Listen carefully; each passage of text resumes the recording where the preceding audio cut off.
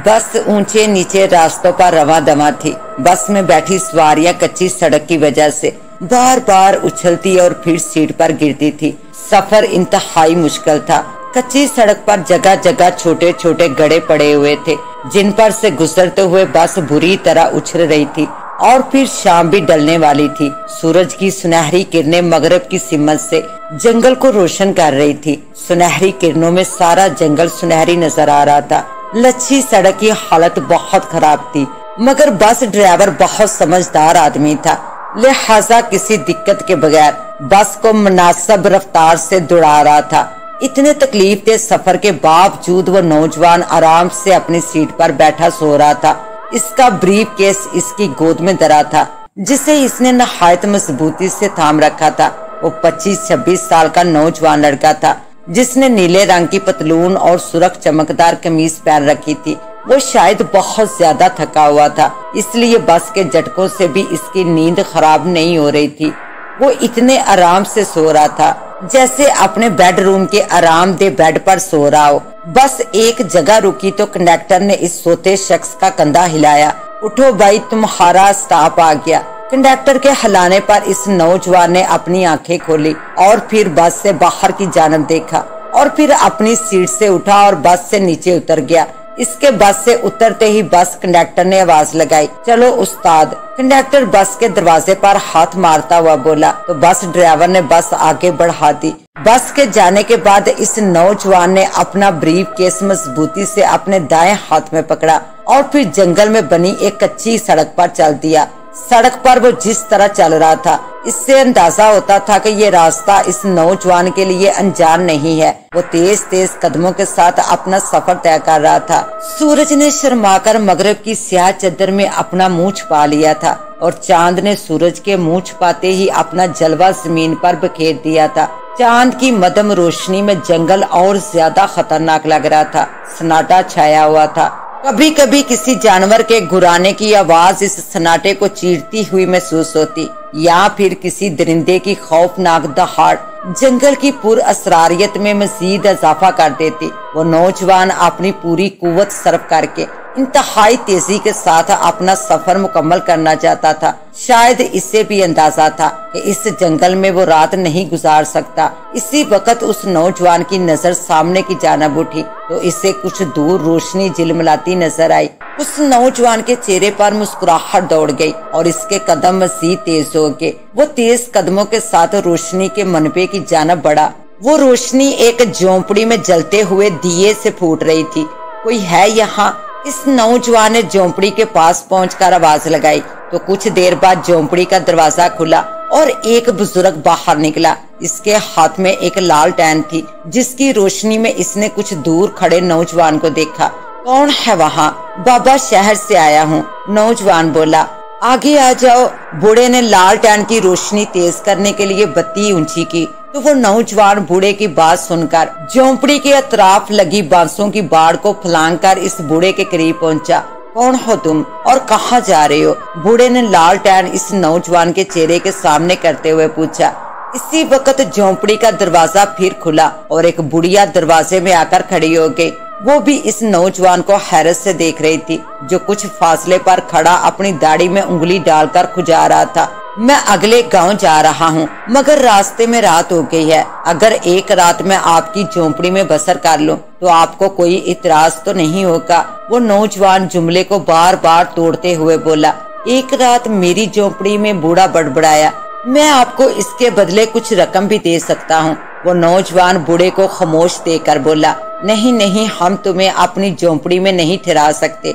हमारे घर जवान लड़की है। बुढ़िया नौजवान की बात सुनकर बोल उठी, ये इस कमरे में रात बसर कर लेगा जहाँ रुई रखी है। बूढ़ा मुआवजे का सुनकर राजी होता महसूस हुआ। जी बस मुझे एक चारपाई मिल जाए तो मैं रात गुजार लूंगा और सुबह होते ही चला जाऊंगा। नौजवान बूढ़े की बात सुनकर बोल उठा, जैसी तुम्हारी मर्जी। बुढ़िया भी राजी होते हुए बोली, आओ बेटा अंदर आ जाओ। बूढ़ा इस नौजवान से बोला तो वो नौजवान अपना ब्रीफ केस उठाकर झोंपड़ी में दाखिल हो गया। झोंपड़ी के अंदर भी खस्ता हाल चीख चीख कर मुफलसी का ऐलान कर रही थी।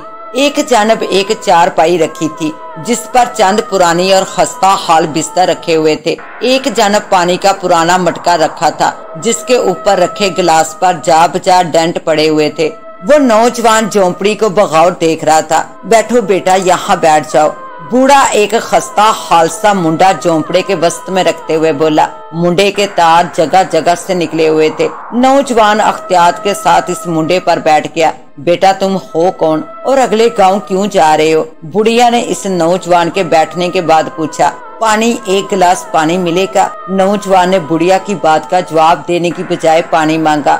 رجو ایک گلاس پانی لا، بڑھیا نے آواز لگائی تو نوجوان نے دیکھا جھونپڑی کے ایک کونے میں رکھی گٹھری میں حرکت ہوئی اور وہ گٹھری کھڑی ہو گئی۔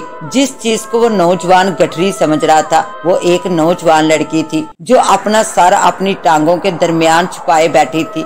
رجو نے مٹکے سے پانی نکالا اور اس نوجوان کو دیا۔ یہ میری بیٹی رضیہ ہے، ہم لوگ اسے رجو کہتے ہیں، بوڑھے نے تعارف کروایا تو نوجوان نے سر ہلاتے ہوئے پانی کا گلاس رجو سے لے لیا اور ایک ہی سانس میں سارا پانی پی کر گلاس رجو کو واپس کر دیا۔ تم نے اپنے بارے میں کچھ نہیں بتایا، بوڑھے نے نوجوان سے کہا۔ میں اخبارات میں کہانیاں لکھتا ہوں منوس اجنبی کے نام سے، اور اگلے گاؤں ایک کہانی کی تلاش میں ہی جا رہا ہوں۔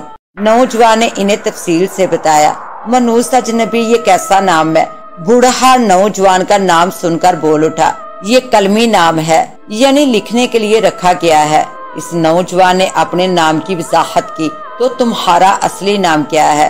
چھوڑیے اصلی نام کو، سب لوگ مجھے اجنبی کے نام سے پکارتے ہیں، آپ بھی اسی نام سے پکار لیجئے۔ نوجوان بولا تو بوڑھا اور بڑھیا سر ہلانے لگے۔ رجو غور سے شہری جوان کو دیکھ رہی تھی۔ اماں رات کے لیے کیا پکاؤں؟ اتنی دیر سے خاموش کھڑی رجو نے اپنی ماں سے پوچھا۔ ساگ رکھا ہے وہی پکا لو، بڑھیا بولی۔ پھر نوجوان کی جانب متوجہ ہوئی۔ بیٹا ساگ کھا لیتے ہو نا؟ میں سب کچھ کھا لیتا ہوں، لیکن اگر گوشت پک جائے تو اچھا ہوگا، نوجوان نے کہا۔ گوشت تو گھر میں نہیں ہے، اور بوڑھا کہتے کہتے رک گیا۔ آپ بازار سے گوشت لے آئیے، پیسے میں دیتا ہوں۔ نوجوان اپنا بریف کیس زمین سے اٹھا کر گود میں رکھتا ہوا بولا۔ نہیں نہیں بیٹا، بوڑھے نے کچھ کہنا چاہا مگر نوجوان نے اس کی بات کاٹ دی۔ آپ کے اور میرے پیسے الگ تھوڑی ہیں، نوجوان بوڑھے کی بات کاٹتا ہوا بولا۔ پھر اس نے اپنا بریف کیس کھولا تو بوڑھا اور بڑھیا اور رجو کی سانسیں ان کے اپنے حلق میں کھٹتی ہوئی محسوس ہونے لگی، کیونکہ بریف کیس نوٹوں سے مکمل طور پر بھرا ہوا تھا۔ یہ لیجئے۔ نوجوان نے بریف کیس میں رکھی ہوئی نوٹوں کی گڈیوں میں سے ایک گڈی میں سے ایک نوٹ نکالا اور بوڑھے کو دے دیا۔ بیٹا اتنے سارے پیسے لے کر تم پھر رہے ہو؟ بوڑھا نوجوان سے نوٹ لے کر اسے الٹ پلٹ کر دیکھتا ہوا بولا۔ میرے پاس بہت پیسہ ہے، آپ فکر نہ کریں، بس جلدی سے جا کر گوشت لے آئیے، ایسا نہ ہو گاؤں کا بازار بند ہو جائے۔ نوجوان بولا تو بوڑھا اپنی جگہ سے کھڑا ہو گیا۔ مجھے کمرہ دکھا دیجئے، میں تھوڑا آرام کروں گا۔ نوجوان اپنی جگہ سے کھڑا ہوتا ہوا بولا تو بوڑھا اسے لے کر برابر بنے ایک کمرے میں لے آیا۔ کمرہ آدھے سے زیادہ روئی سے بھرا ہوا تھا، ایک جانب ایک چارپائی بچھی ہوئی تھی۔ بیٹا بس یہی جگہ ہے ہمارے پاس، کوئی بات نہیں بابا، میں یہاں آرام کر لوں گا۔ نوجوان اپنا بریف کیس چارپائی کے نیچے رکھتا ہوا بولا، پھر وہ خود چارپائی پر بیٹھ گیا۔ اچھا بیٹا، کسی چیز کی ضرورت ہو تو آواز دے لینا۔ بوڑھا اتنا کہہ کر کمرے سے نکل گیا اور نوجوان آرام کی غرض سے چارپائی پر لیٹ گیا۔ بوڑھا جھونپڑی سے باہر نکلا اور گاؤں کی سمت چل دیا جہاں سے اسے گوشت اور دیگر سامان لینا تھا۔ گاؤں کا بازار بند ہی ہونے والا تھا۔ اس نے جلدی جلدی سامان خریدا اور واپس اپنی جھونپڑی میں پہنچا۔ جب وہ اپنی جھونپڑی میں پہنچا تو اس نے دیکھا کہ اس کی جھونپڑی کے سامنے زمیندار کا آدمی لال بخش کھڑا ہے۔ بڑی عیاشی ہو رہی ہے، گوشت کھایا جا رہا ہے اور زمیندار کا قرض چکانے کے لیے تیرے پاس پیسے نہیں ہیں۔ لال بخش اپنی بڑی بڑی مونچھوں کو تاؤ دیتا ہوا بولا۔ یہ تو بوڑھا لال بخش کو اپنے سامنے دیکھ کر گڑبڑا گیا۔ اس مرتبہ سود کی رقم کیوں نہیں پہنچائی؟ لال بخش دیگر باتوں کو نظر انداز کر کے کرخت لہجے میں بولا۔ لال بخش کی آواز سن کر جھونپڑی میں سے بڑھیا بھی باہر نکل آئی۔ وہ دے دوں گا جی میں، بس کچھ دن کی بات ہے۔ بوڑھے کو الفاظ نہیں مل رہے تھے کہ وہ اپنا مدعا بیان کر سکے۔ کچھ دن نہیں، آج اور ابھی ابھی مجھے رقم چاہیے۔ لال بخش نے ایک بار پھر اپنی لمبی مونچھوں کو تاؤ دیا۔ دے دوں گا میں، سود بھی اور اصل رقم بھی، بس کچھ دن کی مہلت چاہیے۔ بوڑھا لال بخش کے قدموں میں جھک گیا، اس کی آنکھیں چھلکنے لگی۔ بوڑھے کی بے بسی دیکھ کر بڑھیا کی آنکھیں بھی بھیگ گئی۔ دیکھ رہی میں تیرے بھلے کے لیے ایک مشورہ دے رہا ہوں، غور سے سن لے۔ لال بخش نے اچانک پینترا بدل لیا۔ وہ کیا جی؟ اپنے زمیندار صاحب کا دل رجو پر آ گیا ہے، بیاہ کرنا چاہتا ہے وہ۔ تو اگر راضی ہو جائے تو سود کے ساتھ اصل رقم بھی معاف ہو جائے گی۔ لال بخش کی آنکھوں میں عیاری چمکنے لگی۔ لال بخش بوڑھا اچانک سیدھا کھڑا ہو گیا۔ زمیندار کی لڑکی بھی رجو سے بڑی ہے، زمیندار سے کہنا شرم کرے۔ بوڑھے کی آواز اچانک راحت ہو گئی۔ ہمارا مذہب ہمیں اجازت دیتا ہے کہ کسی بھی عمر کی لڑکی سے شادی کر سکتے ہیں۔ لال بخش کے لہجے میں عیاری کوٹ کوٹ کر بری تھی۔ مذہب کو درمیان میں مت لاؤ لال بخش، اتنا مجھے بھی معلوم ہے کہ لڑکی کی رضامندی بھی اسلام ضروری قرار دیتا ہے۔ سوچ لو اگر اس شادی پر راضی نہ ہوئے تو پھر کل اصل رقم اور سود کے ساتھ 60,000 روپے تیار رکھنا، ورنہ لال بخش مونچھوں کو تاؤ دیتا ہوا چلا گیا۔ لال بخش کے جانے کے بعد بوڑھا اور بڑھیا جھونپڑی میں داخل ہوئے تو انہوں نے دیکھا کہ رجو جھونپڑی کے دروازے سے کان لگائے کھڑی ہے۔ اس کی آنکھوں میں آنسو تھے۔ رجو بوڑھے کی آواز میں لرزش نمایاں تھی۔ اماں تم مجھے زہر دے دو مگر میں اس بوڑھے گدھے سے شادی نہیں کروں گی۔ رجو روتے ہوئے بولی، نہیں میری بیٹی ایسا نہ بول۔ بوڑھا بے چین ہو گیا۔ ابا تو اپنے ہاتھوں سے میرا گلا دبا دے۔ رجو نے بوڑھے کے دونوں ہاتھ اپنے گلے پر رکھ کر کہا تو بوڑھے کو ایک جھٹکا لگا اور پیچھے ہٹ گیا۔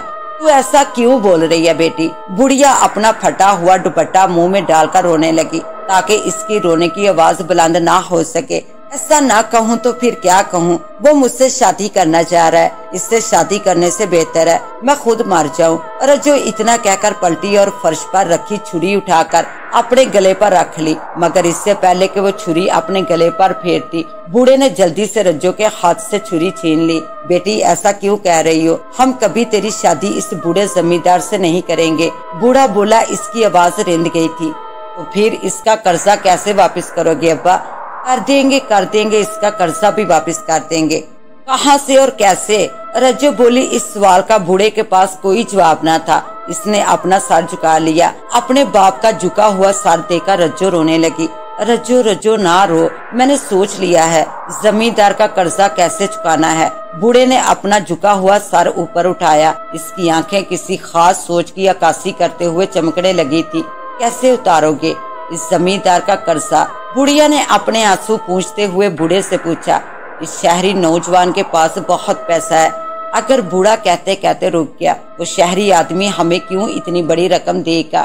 اگر وہ رہے گا تو شور کرے گا نا۔ بوڑھے کی آواز کپ کپانے لگی۔ کیا مطلب؟ اگر رات کو وہ شہری نوجوان مر جائے تو رجو بوڑھے کی بات سمجھتے ہوئے بولی، ہائے میرے اللہ، ہاں رجو کی ماں، اس کے سوا کوئی چارہ نہیں ہے۔ بوڑھا بڑھیا سے بولا، لیکن کچھ نہیں، ہمیں اپنی قسمت خود لکھنی ہے۔ رجو نے اپنی ماں سے کہا، پھر اپنے باپ کی جانب متوجہ ہوئی۔ آپ صحیح کہہ رہے ہیں، اس کے سوا ہمارے پاس کوئی چارہ نہیں۔ شاید خدا نے اس شہری کو ہمارے گھر اس لیے بھیجا ہے۔ رجو پوری طرح باپ کی حمایتی بن گئی تھی۔ ٹھیک ہے، میں گوشت لے آیا ہوں، تم لوگ لذیذہ سا کھانا بنا دو، بوڑھے نے آہستہ آواز میں کہا اور جھونپڑی سے باہر کی جانب چل دیا۔ چل اماں تو بھی مسالے نکال اور کھانا پکانے کی تیاری کر، رجو نے اپنی ماں کا کندھا ہلا کر کہا تو بڑھیا بھی چپ چاپ جھونپڑی میں اس کونے کی جانب بڑھ گئی جہاں کھانا پکانے کا سامان رکھا تھا۔ یہ ہم لوگ غلط تو نہیں کر رہے ہیں نا؟ بڑھیا نے مسالہ بھونتے ہوئے رجو سے کہا۔ اماں زیادہ مت سوچو اور کھانا پکاؤ، رجو تن کر بولی۔ تم باپ بیٹی نے سوچا کیا ہے؟ کیسے مارو گے اسے؟ وہ طاقت میں ہم سب سے باری ہے۔ بڑھیا مسلسل شک میں مبتلا تھی۔ بات تو تمہاری صحیح ہے، سوچا تو یہ تھا کہ رات کو اس کے گلے پر درانتی پھیر دیں گے، لیکن اگر اس کی آنکھ کھل گئی تو؟ رجو سوچنے لگی۔ میرے ذہن میں ایک بات ہے، بڑھیا جھجک کر بولی۔ ہاں کہو نا اماں۔ گلا کاٹنے میں تو خون بھی نکلے گا اور ہماری جھونپڑی بھی خراب ہوگی۔ ہاں ایسا تو ہوگا اماں، تو کیوں نہ ایسی ترکیب سوچی جائے جس سے سانپ بھی مر جائے اور لاٹھی بھی نہ ٹوٹے۔ پہیلیاں مت بجاؤ اماں، صاف صاف بتاؤ ہم اسے اس طرح قتل کریں گے کہ وہ مر بھی جائے اور خون بھی نہ نکلے۔ بڑھیا بڑی آستہ سے بولی۔ وہ کیسے اماں؟ ہم اس کے کھانے میں زہر ملا دیں۔ بڑھیا نے اپنے ذہن میں آئی ترکیب بتائی تو رجو اچھل پڑی۔ واہ اماں، تمہارا دماغ تو خوب چل رہا ہے، یہ ترکیب زیادہ اچھی رہے گی۔ رجو نے مسکرا کر کہا، بس میں مسالہ بون رہی ہوں، تیرا باپ باہر گیا ہوا ہے، تو جلدی سے جا اور جنگل سے دتورے کا پھول لے آ۔ دتورے کا پھول بہت زہریلا ہوتا ہے، آدمی فوراً ہی مر جاتا ہے۔ جا تو جلدی سے جنگل سے دتورے کا پھول لے آ۔ بڑھیا نے پورا منصوبہ بتایا تو رجو جلدی سے اپنی جگہ سے اٹھ کھڑی ہوئی اور چپل پہن کر درانتی ہاتھ میں اٹھا کر جھونپڑی سے باہر نکل گئی۔ کچھ دیر بعد رجو جھونپڑی میں واپس آئی تو اس کے ہاتھ میں دتورے کے پھول تھے۔ اس نے درانتی سوکھی گھاس کے پنڈل کے پاس رکھی اور پھر دتورے کے پھول کو دھونے لگی۔ اماں 3 پھول ملے ہیں، کافی ہوں گے نا؟ دتورے کے پھول اس کا کیا کرنا ہے؟ اسی وقت بوڑھا بھی جھونپڑی میں داخل ہوا۔ دونوں ماں بیٹی کی بات سن کر پوچھنے لگا، ادھر آؤ۔ بڑھیا بولی تو بوڑھا بڑھیا کے قریب پہنچ گیا اور بڑھیا کو سوالیہ نظروں سے تکنے لگا۔ گلا کاٹنے پر خون نکلے گا اور فرش خراب ہو جائے گا، اس لیے سوچا ہے کہ اس کے کھانے میں دتورے کا پھول ملا دیں گے۔ تمہیں پتا تو ہے نا دتورے کا پھول کتنا زہریلا ہوتا ہے، لہٰذا وہ کھانا کھا کر مر جائے گا۔ اس طرح جھونپڑی بھی خراب نہیں ہوگی اور ہمارا کام بھی بن جائے گا۔ بڑھیا دبے لہجے میں منصوبہ بتاتے ہوئے بولی تو بوڑھا سر ہلانے لگا۔ یہ ترکیب زیادہ اچھی ہے، بوڑھے نے تعریف کی۔ اماں کے ذہن میں آئی تھی یہ ترکیب۔ رجو مسکرانے لگی۔ چلو چلو جلدی سے کھانا پکا لو، ایسا نہ ہو کہ وہ اجنبی مسافر اٹھ جائے۔ بوڑھے نے کہا تو بڑھیا اور رجو فوراً کھانا پکانے میں لگ گئی۔ سنیے، کھانا پک چکا ہے، اجنبی کو اٹھا دیجیے، بڑھیا نے بوڑھے سے کہا جو جھونپڑی کے دروازے کے ساتھ ٹیک لگائے آنکھیں بند کیے چلم پی رہا تھا۔ پک گیا کھانا؟ بوڑھے نے آنکھیں کھولتے ہوئے پوچھا۔ ہاں پک گیا ہے۔ اور دتورے کا پھول؟ بوڑھے کی آواز خود بخود مدھم ہو گئی۔